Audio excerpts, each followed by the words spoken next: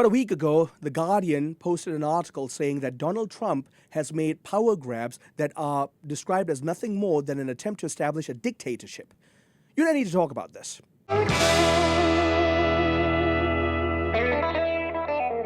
So The Guardian's headline said this: Trump's bald power grab could set U.S. on path to dictatorship. This infuriated me for a lot of reasons. I want to make very clear here, this is the caveat, I am not a huge Donald Trump fan. I am not a fan of any politician, period.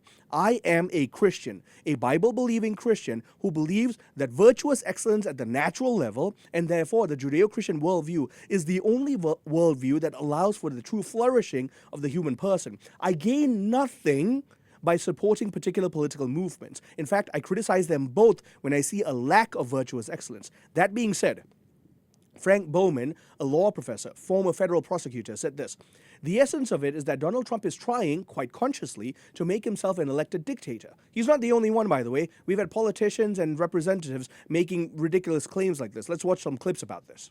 You're not going to like what I'm saying next. We are in the middle of a totalitarian fascist coup in this country. If we were being honest, there should be a breaking news banner on CNN and MSNBC all day long. Yes. We are in dictatorship right now. The things that I'm speaking out about now, about the threat to our democracy, the prices at the grocery store are going up because democracy is being taken away. Pursuant from this, 41% of Americans say Trump is a dictator. This is according to a February YouGov poll. This angers me because this demonstrates a tremendous historical ignorance, an inability to critically reason and to question narratives that are fed to us. So here I urge you, even with this commentary, don't believe everything, verify claims. Even with what I'm saying, verify the claims. Verify to see if I can substantiate my arguments with evidence. Because one of the hallmarks of dictatorship throughout history is that grabs for power are made. They don't make structural decisions to reduce their own power. I want to quote from some of history's greatest dictators. Napoleon Bonaparte, the French military dictator. Power is my mistress. I've worked too hard at her conquest to allow anyone to take her away from me. Joseph Stalin, the Russian dictator. Death solves all problems. No man, no problem. Benito Mussolini. Fascism should be more appropriately called corporatism because it's the merger of state and corporate power. Mao Zedong. Political power grows out of the barrel of a gun. Now, some of you might say, oh my goodness, that's Donald Trump. Factually, no. And I'll prove this to you. All of these individuals, if you read the history of these nations, immediately sought to curtail, first of all, freedom of speech, second of all, freedom of religion, and therefore, third of all, freedom of conscience, worship, and expression. Every single one of these individuals. What did Donald Trump do? On February the 6th, he signed an executive order. This is shortly after being named president. He eradicated anti-Christian bias. He signed an executive order establishing a task force to end the anti-Christian weaponization of government and unlawful conduct targeting Christians. The task force is called the Task Force to Eradicate Anti-Christian Bias. But I'm announcing that I will be creating a brand new presidential commission on religious liberty. It's going to be a very big deal, which will work tirelessly to uphold this most fundamental right. During his time in the presidency, this is what he's done. He's cut government spending. Dictators always seek to gain more authority rather than cut what they're spending. Number two, he's pushed to cut middle-class taxes. Throughout history, those dictators that I mentioned worked what they could. They did what they could to increase taxation so that they got more lucrative, they got more wealthy as a result.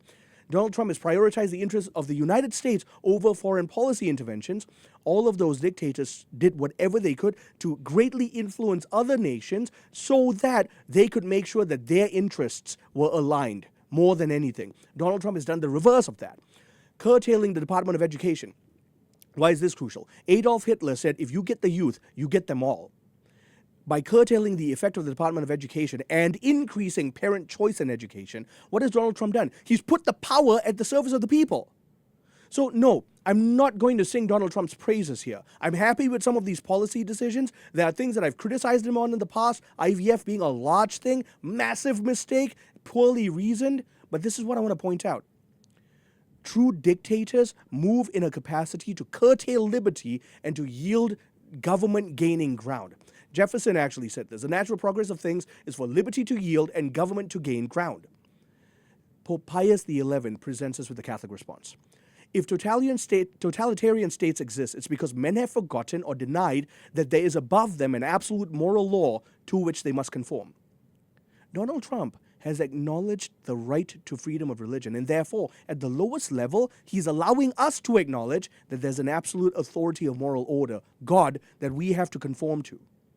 So no, he isn't a dictator by definition, and maybe secular people who are completely ignorant of history might say this. Catholics have no right to say this. Our history is too replete with standing against true totalitarian dictatorships to not know better. John Paul II told us, history teaches that democracy without values, virtues, quickly turns into an open and thinly disguised totalitarianism.